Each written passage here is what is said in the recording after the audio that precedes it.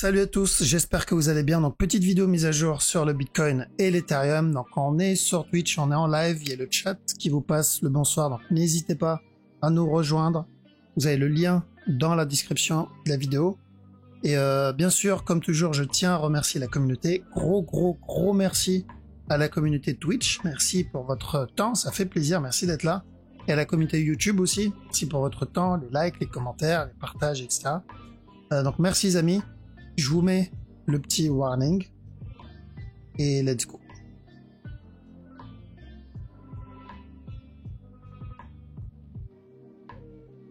Alors, donc on va commencer par notre ami le Bitcoin, BTC. Donc, ce mouvement-là, pour moi, n'a pas changé. On est toujours dans une structure corrective. Et telle quelle, je vois toujours de la vente. Il n'y a pas de changement sur la structure.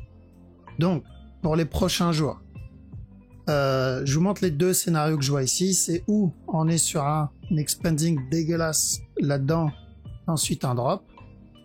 D'accord? Ou sinon, j'irai plutôt pour ça minimum. Ça, c'est mon A, ça, c'est mon B. Je cherche minimum un C. D'accord? Ou sinon, si c'est pas un C, il viendra directement retester tac, le bas. Comme ça, là. Retester le bas. Donc si c'est un running flat, on aura encore un autre push, donc on va rester encore ici un petit moment. Si c'est pas un running, si c'est un running, encore un autre push. Si c'est pas un running, directement le drop. D'accord? Donc focus minimum à running, ce qui fait que dans cette zone, comme ça là, à chaque nouveau plus haut, si j'ai des sell setup, je tente. Bien attendre des sell setup. Donc ça, je m'adresse plus à ceux qui traitent les futurs. Ceux qui sont en spot, c'est pas trop ce qu'on cherche.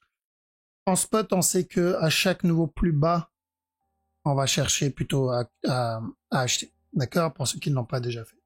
Donc, c'est une bonne zone pour acheter ici.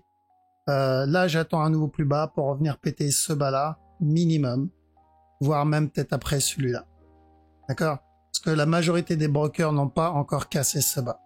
Il y en a, ils me disent, je sais plus sur quoi, CME, je crois. Le bas a déjà été cassé. Si le bas est cassé, la structure n'est plus du tout la même. D'accord? La structure elle change complètement. Mais vu que la majorité des brokers n'ont pas cassé le bas, on va garder plutôt ça comme structure, un drop, et ensuite peut-être encore un push. Et après, derrière, on va venir tester le bas. D'accord? Donc, running, minimum running. On verra pour le reste après. Il y a le temps. Là, ça fait quand même déjà... Combien là? Ça fait quand même 13 jours qu'on traîne ici. C'est long, mais c'est ça une correction. C'est comme ça que ça marche, une correction. Donc minimum running flat. Après on verra si il donne encore un autre push. Donc pour les flashman, on garde ça en tête. Je vise ici à chaque nouveau plus haut, d'accord? Ah, attendez, ça c'est propre. Peut-être je pourrais faire une petite vidéo short pour la poster sur TikTok. Donc, on fait attention dans cette zone. À chaque nouveau plus haut, je cherche de la vente minimum pour un running flat. Enfin, minimum pour un running flat. Ok.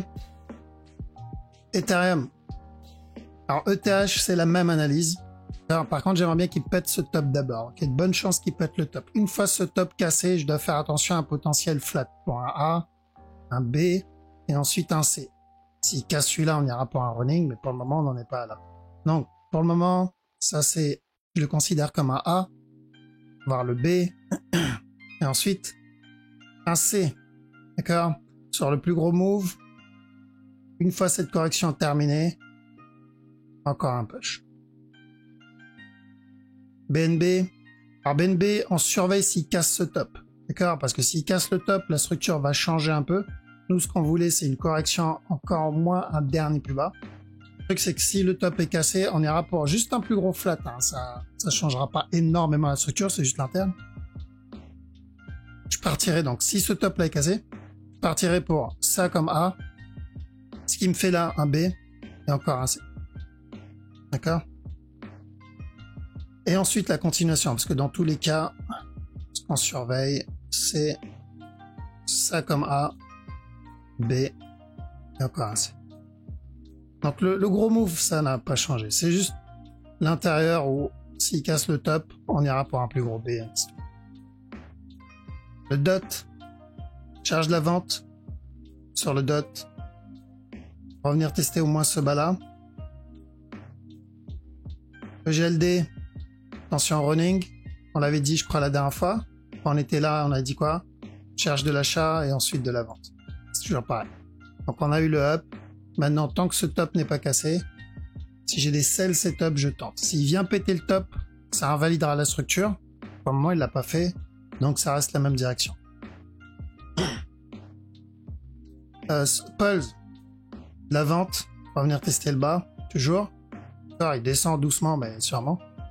On peut avoir un running, mais ça ne changera pas la direction en vrai. Seul. La vente aussi. Pour moi, ça, c'est une correction. On va revenir tester le bas et après, j'irai pour un running plus tard. D'accord? Donc, même si oui, je sais que tout ça, ça peut être juste un flat. Revenir tester le top. Je garde en tête ça comme une correction. Ok? VET. Pareil. Même chose. Drop jusqu'à ce bas-là. Voilà, donc pour la crypto, du coup, il n'y a pas vraiment de changement dans la direction sur la petite time frame. D'accord, je vais pas m'attarder sur la grosse parce qu'on l'a déjà eu plein de fois et elle n'a clairement pas changé. Donc, je pense que c'est une bonne zone pour cumuler, même s'il continue à push. En tout cas, on est ou déjà dans le bottom ou pas très loin du bottom. D'accord, vraiment pas très loin du bottom. Donc, on se rapproche d'une fin de structure. Donc, c'est une bonne zone, même si c'est pour choper notre B daily. Clairement, c'est une bonne zone. Ok, let's go. On va attaquer le comment ça s'appelle, le Forex. Donc Forex, ça se passe bien niveau haut de CHF. Rappelez-vous, on a dit quoi? Buy, on l'a eu. Et ensuite sell, on l'a quasiment eu aussi. D'accord? Donc objectif, toujours le même. Celui-là, bien joué à ceux qui l'ont eu. C'était un beau petit trade. Plutôt propre comme running. Objectif, péter le bas. Au GPY, on cherche un regular flat ici. Donc objectif, c'est revenir tester le bas. Alors attention, le mouvement est correctif. Donc on peut avoir un autre push. Dans ce cas-là, on ira pour un running. Mais revenir tester le bas déjà. Odd USD, même chose. Bien sûr, on fait attention à ça, au cas où. On va venir tester le top. Mais sinon, je le garde en tête jusqu'à invalidation. Un regular flat. D'accord. 4 CHF. Pareil, on avait dit buy. Et ensuite sell. Le buy, on l'a obtenu. Bien joué. D'ailleurs, tous les CHF, hein, c'était à peu près pareil. Maintenant, on est dans le sell. On continue à chercher la vente. CHF JPY. Alors, attention, il est en train de flag ici pour avoir encore un push. Possible pour un plus gros B. Ou sinon, directement venir péter le top. Une fois le top cassé, je chercherai des sell setup. Mais déjà, attention, petit up ici. Le DAX. Alors le DAX, je pensais qu'il allait nous donner un petit running là. Encore un petit dernier drop avant le retournement. Pourquoi? Parce que n'oubliez pas qu'à la base, on voulait qu'il vienne péter ce bas. Ici, dommage j'ai enlevé les flèches. Ici on avait dit buy et ensuite sell. On a bien eu le up, mais c'était pas ça qu'on voulait. On voulait un truc un peu plus agressif. Et ensuite revenir péter le bas. Ce qu'il a fait.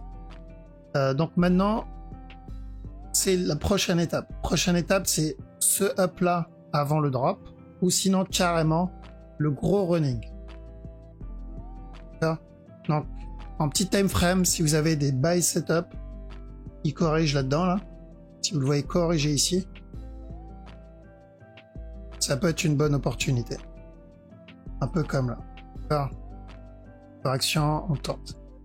Le précédent move aussi. Correction ici, correction là. Et le meilleur, c'était celui-là, il me semble. Et celui-là. Et celui-là aussi. Donc, on attend bien la correction avant le up. Parce qu'il a invalidé le running. Donc là, on est plus sur un A. Le DXY, on veut un B. Et ensuite de la vente. Euroad, running.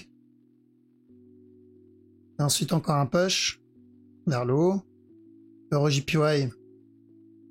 Alors EuroJPY, je reste à l'écart de ça. Ce que je veux en fait, c'est une plus grosse correction. Je ferai attention par contre à un running ici.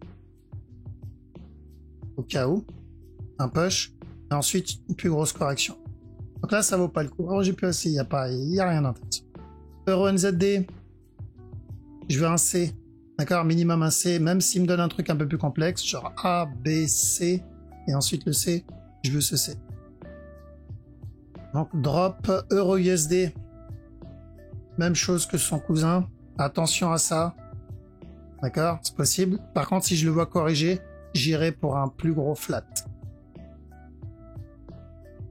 Et ensuite un push. Donc c'est ça qui va m'indiquer la suite. GBP Aude, pareil, bien joué à ceux qui ont pris le beau trade ici, gros up ici. Maintenant, prochaine étape, correction d'abord. D'accord, ça c'est le prochain move qu'on va attendre, c'est la correction. Et ensuite la continuation. Fais attention au cas où on est sur un running ici, mais on veut cette correction. Alors, correction, donc la correction du up qu'il a donné avant le up. Pareil pour GBP CAD, pareil pour GBP JPY. Même chose pour GBP NZD. NZD, faites attention à ça aussi, bien sûr. Donc la cassure du bas ici, ça va être important pour valider ou invalider la structure. Une fois ça cassé, correction. Ou si ça est cassé, correction. Alors, donc tous les GBP, c'est pareil. Comme quand on était ici. Là, on attendait quoi? Correction up. On l'a eu sur la majorité des GBP. La structure est la même. Kiff ici. Et pareil. Donc pour moi, ça c'est un A pour le moment. B, C. Donc une fois cette correction terminée, continuation. Combien de temps va durer cette correction? Est-ce que ça va être du 1 heure ou du 4 heures? On ne sait pas encore. L'idéal, c'est que ça dure plus longtemps que ça. Ça serait beaucoup mieux. En dessous, c'est pas une bonne idée. Enfin, c'est moins bien. En dessous, c'est moins bien parce que l'impulsion ne sera pas terrible. NZD CHF, pareil aussi. Donc on a eu ce up, on a eu ce drop. On avait dit quoi? De chercher de l'achat. On l'a eu. Nickel, maintenant, prochain objectif, drop. Même s'il donne un nouveau plus haut, c'est pas grave, c'est de la vente qu'on va chercher. Donc, bien joué à ceux qui ont eu ça. Next step, prochaine étape, c'est ça. NZD, JPY, regular flat, revenir tester le bas. NZD, USD, même chose. D'accord? Revenir tester le bas. USD CAD, on cherche un B. Et ensuite, le drop, comme le DXY, USD JPY. Donc, on a eu ce up, correction. Là, on cherche encore une continuation. Revenir tester ce top, voire même celui-là. US Oil. Alors, il nous a donné un bon petit buy setup ici. Ok. Maintenant, on fait attention parce qu'il y a toujours le risque d'un running avec tous les mouvements agressifs qu'il a donné là. Donc, pour que ça soit intéressant à l'achat, là, on est venu casser la trend, c'est très bien. J'ai besoin juste qu'il corrige. Donc, ce qu'il a donné là-dedans, et en plus gros. Et ensuite, on cherchera la continuation. C'est juste histoire d'éviter le running, que ça soit celui-là en interne, ou peut-être un plus gros running. D'accord? Un bien plus gros running ici. Parce qu'on est toujours dans une tendance baissière. Pas parce qu'il a cassé la trend qu'on l'est plus. On est toujours dans une tendance baissière. Et la validation pour la continuation, c'est ça. Donc ceux qui ont pris et qui prennent les setups en interne, comme là, ça n'empêche pas de prendre en 1 heure ou 15 minutes, c'est pas le problème, va falloir le manager dans la time frame que vous allez le prendre. Le silver, donc silver, ça s'est bien passé aussi, on avait dit de chercher de l'achat ici, objectif, ce top là. Nickel, ceux qui sont dedans, j'espère que vous avez quand même réussi à prendre des profits là-dedans. Donc prochaine étape maintenant, c'est terminer la correction, potentiellement un A, un B, un C, et ensuite encore un push, et déjà corriger. Là, c'est trop tôt. Alors, bonne zone pour sortir du trade ou prendre une bonne partie des profits pour ceux qui ont pris le buy. Mais j'ai besoin de plus d'informations pour savoir si on va avoir encore un nouveau plus bas ou si c'est une continuation. Donc, j'ai besoin d'un B au moins. Alors, une fois que j'ai ce drop plus un B, je sais que je vais avoir ça plus ça. On a eu, d'ailleurs, on a eu les deux même. Bah, là, ça ne suffit pas. S'il me donne ça, je sais que j'aurai ça plus ça. Sans ça, c'est pas, voilà, il y a peu de chances d'obtenir un beau mouvement. Même chose sur le gold. Car le gold, ce mouvement-là va corriger. Ce mouvement-là va corriger. Donc on attend cette correction et ensuite on continuera à chercher de l'achat. Moi je m'attendais à un petit running ici d'abord avant le up.